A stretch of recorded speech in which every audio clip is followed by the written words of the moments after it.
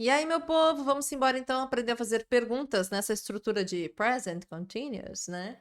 Como é que eu pergunto para alguém, né? Então já vamos direto para a estrutura, ó. Não tem rolo aqui, tu já entendeu para que funciona lá na parte 1. Então agora a gente só vai usar essa mesma estrutura a nosso favor. E você vai usar a favor também as regras do verbo to be. Porque como eu deixei muito claro para você, quem sabe usar verbo to be se salva em muitas situações, porque verbo to be é um cara muito predominante no inglês, tá? Ou seja, se você sabe usar verbo to be, você sabe construir esse tipo de frase, tá?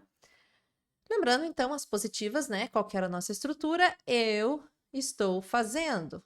Ele está trabalhando. Ela está indo. Está, que é o it is, funcionando, porque a gente está falando de alguma coisa, né? Então, it is working. Lembra que o verbo working também pode ser funcionando, né? O verbo work, funcionar. We are doing, you are working, blá blá blá blá blá. Tá, se você acabou de assistir, então você tá com isso muito fresco na sua memória. Mas revisando então essa estruturinha de forma rápida. Lembrando que pode ser qualquer outro verbo aqui, todos os verbos podem receber este sufixo ing, tá? Mas, para fazer perguntas, como que a gente vai fazer então? É a regra de verbo to be, meu amor. Se você já sabe que lá no verbo to be a gente joga o verbo to be para frente para fazer uma pergunta. Ou seja, não preciso de auxiliar.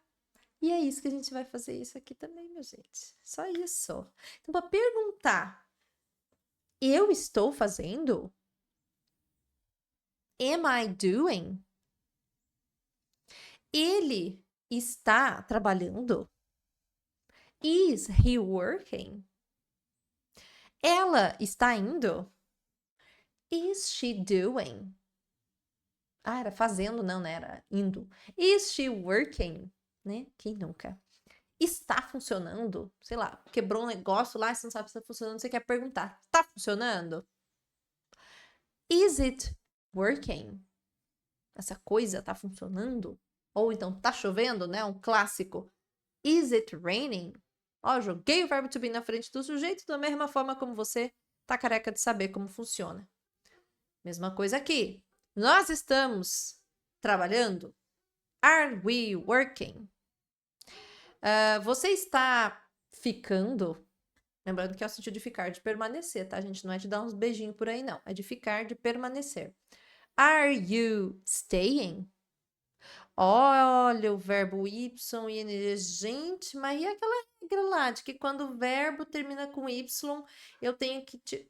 Não tem isso não, gente. Não tem regra de y aqui. Não confunda essas regras com outras regras que a gente já viu de escrita, tá? Não tem regra nenhuma para o verbo com ing. Com o verbo no y, no final. Se o verbo termina com y, você só vai meter o ingzão. Só isso, tá? Não confunda com regras de outras estruturas e outros tempos verbais, tá? O que a gente tem é quando o verbo termina com ie, do die, do lie, ok? Qualquer coisa volta aí, dá uma olhadinha lá no final da aula passada. Perguntinha também, eles estão fazendo? Are they doing?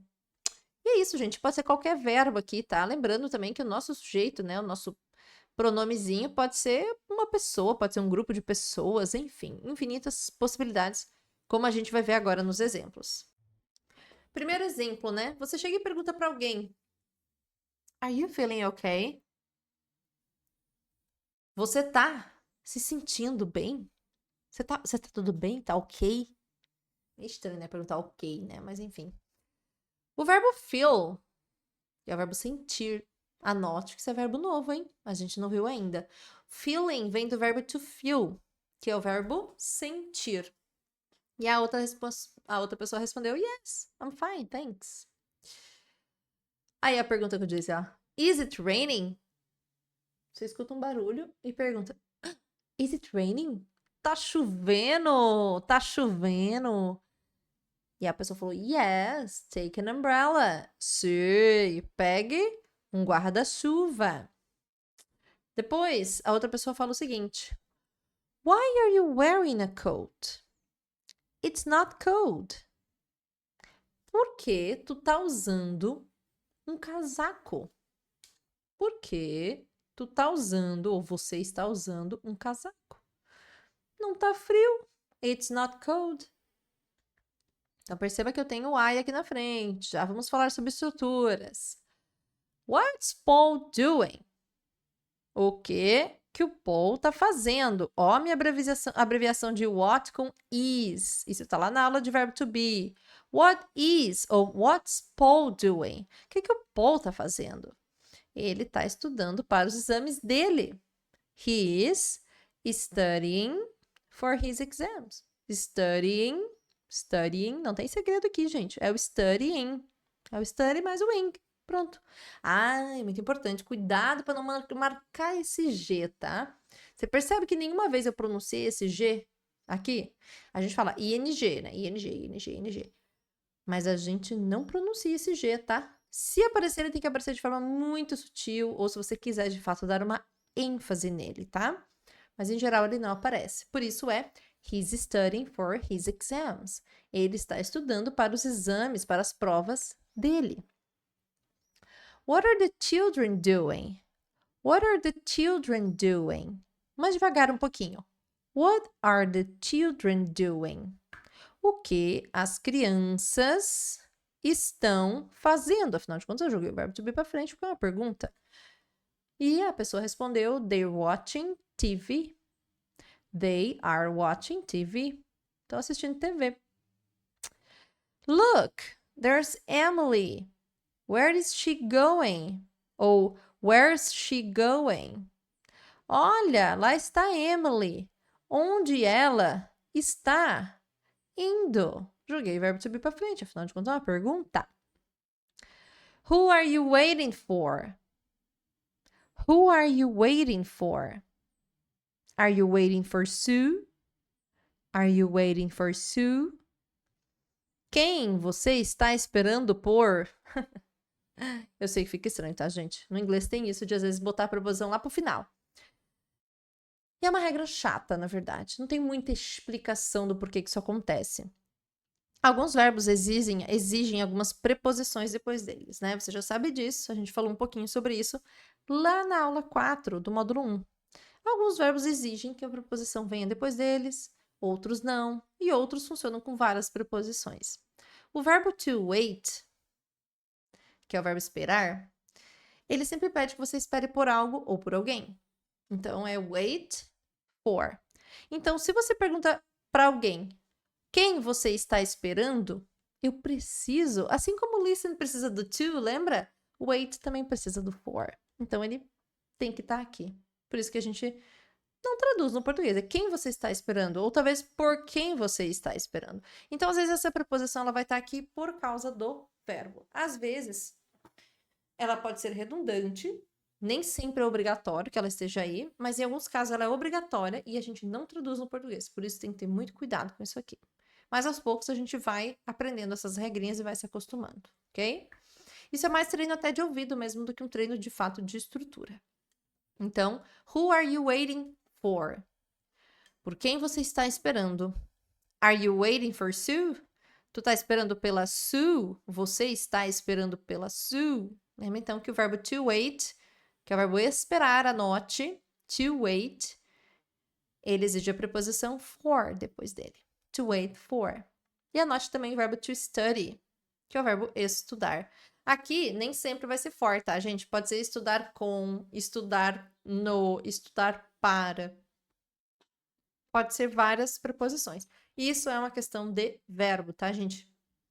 Regência de verbo. Alguns verbos pedem uma coisa, outros pedem outra. Então, por isso que aos poucos a gente vai agregando nosso vocabulário e a gente vai aprendendo. E quando a gente tiver aula de preposição, ainda vai abrir ainda mais possibilidades para você estar fazendo, ok? Então, fique tranquilo e foque em aprender o que está aqui na lição, que já é suficiente para este momento. Falando então em ordem, eu falei para vocês, vamos estudar a ordem. É muito importante a gente entender a ordem, principalmente em perguntas, gente. É onde gera mais dúvida para nós brasileiros, porque a gente quer falar igual ao português. E não existe uma pergunta no inglês que seja idêntica do português. É muito difícil isso acontecer, tá? Falando de estrutura em geral, tá, gente? Às vezes coincide, né? Então, onde estão eles indo? A gente não traduz dessa forma.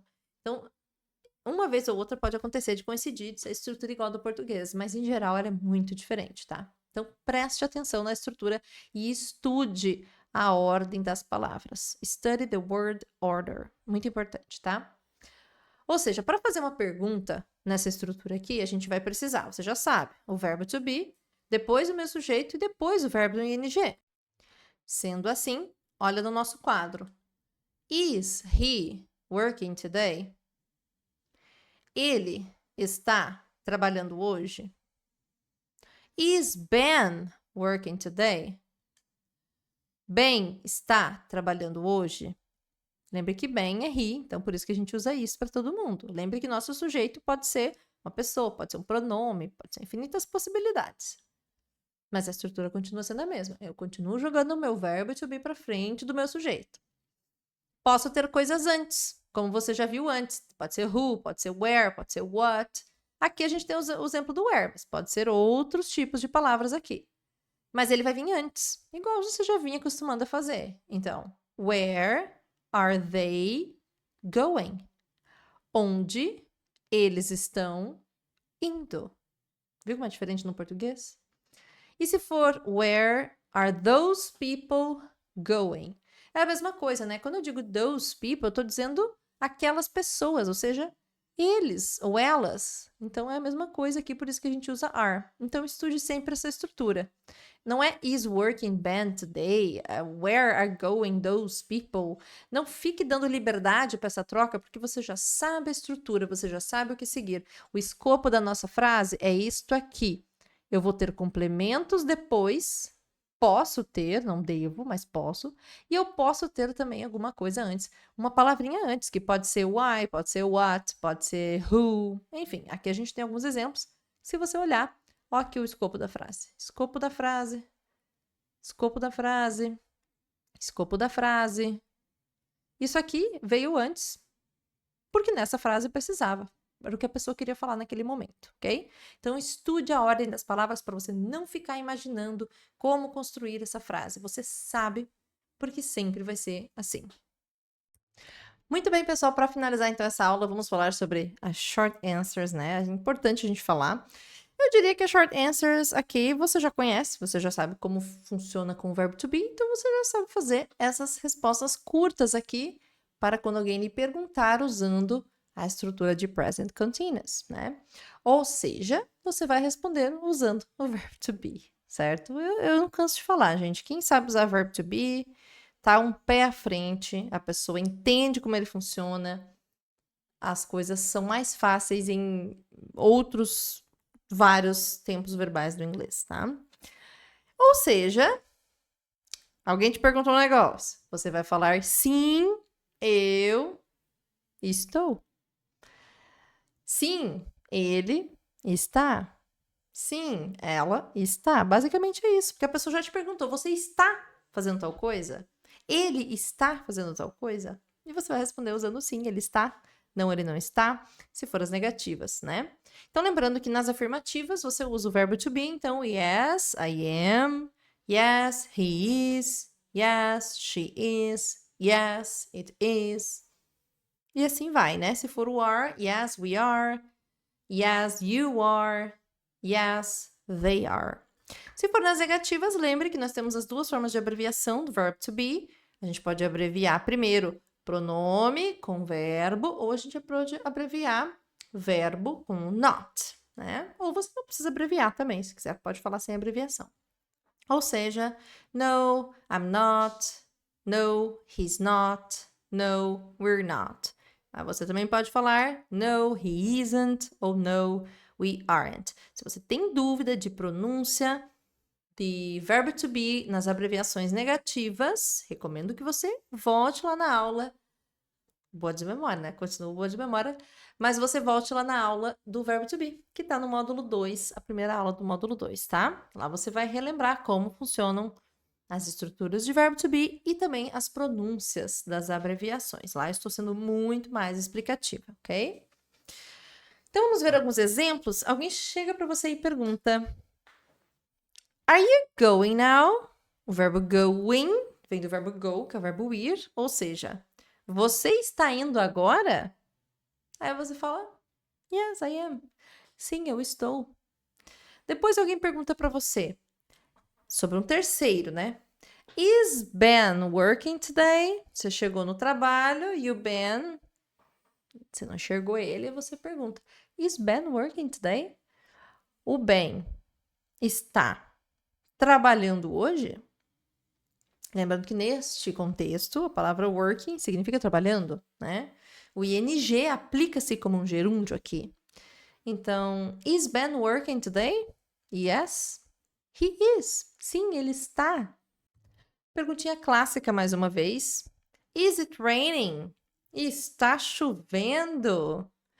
Porque lembre que o verbo rain, né, ele funciona sempre com it, porque pessoas não chovem. Então, is it raining? E aí você olhou para fora e falou que não tá. Não tá chovendo. No, it isn't. It isn't. Ou no, it's not. No, it's not. Não tá.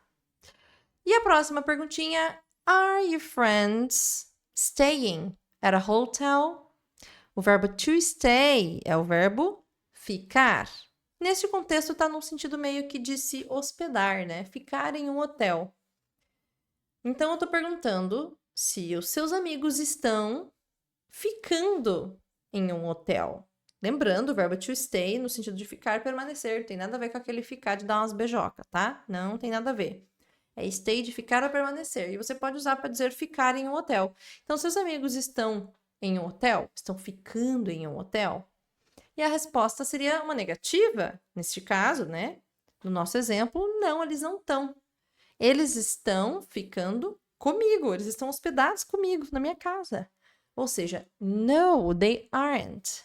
They're staying with me. They're staying with me.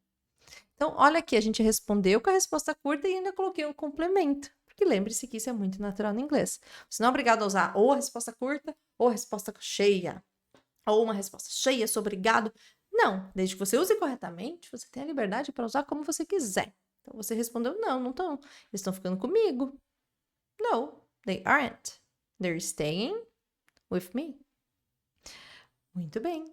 Alguma dúvida sobre short answers? Lembrando, assista quantas vezes você quiser.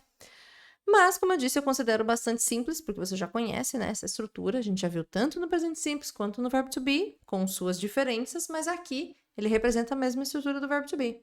Então, faça os exercícios. Vamos agora para a aula de correção. E fica a seu critério. Vou primeiro fazer e depois assistir, mas eu recomendo de coração que você primeiro, que você abra e faça tudo junto, né? Então, vai respondendo, já vai assistindo. Vai respondendo, já vai assistindo. Então, fez o exercício, número tal, já assiste a correção daquele exercício. E assim você segue. Porque muitas vezes a dúvida que você tem naquele momento não vai passar para frente porque eu já estou explicando lá na gravação de correção, certo? Então, a gente se encontra lá na nossa aula de correção.